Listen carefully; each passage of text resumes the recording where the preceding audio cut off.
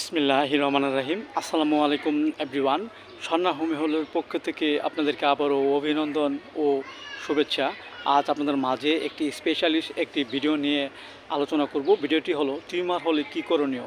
Everyone, এটি tumour একটি চর্ম রোগ। আমাদের দেখা যাচ্ছে যে আমাদের বডিতে নারী কিংবা পুরুষ বা ছোট বাচ্চা যে কোনো বয়সের মানুষের মাঝে এই রোগটি হয়ে থাকে। এই রোগটি হওয়ার নির্দিষ্ট কোনো স্পেসিফিক সমাধান আমরা কোথাও বই পুস্তকে এখন পর্যন্ত পাওয়া হয় না, কিন্তু দেখা যাচ্ছে যে আমাদের হিউম্যান বডিতে যদি হঠাৎ কোথাও আঘাত লাগে, এই আঘাত থেকেও আমাদের বডিতে এক ধরনের টিউমার হয় এবং একে অর্বুত বলে থাকে।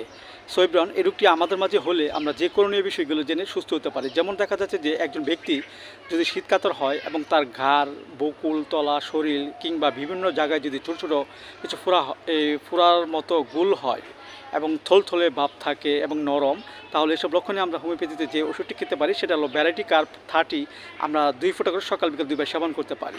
আবার দেখা যাচ্ছে যে একজন ব্যক্তির পেটে কিংবা শরীরে কিছু ছোটো ছোটো কিছু চর্বিযুক্ত কিছু টিউমার হয়েছে বা অর্বুদ হয়েছে এবং খুব ব্যথা করে, এসব লক্ষণে আমরা হোমিওপ্যাথিতে আরেকটি ওষুধ খেতে পারি, সেটা হলো কোনিয়াম 30। আমরা 2 ফোঁটা করে সকাল বিকাল 2 বার সেবন করতে পারি।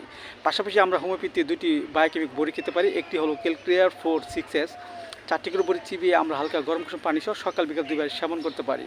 এবং বায়োকেমিক বড়ি ক্যালক্লিয়ার ফস 6S, 4টি করে বড়ি চিবিয়ে আমরা হালকা গরম কুসুম পানি সহ সকাল বিকাল 2 বার সেবন করতে পারি।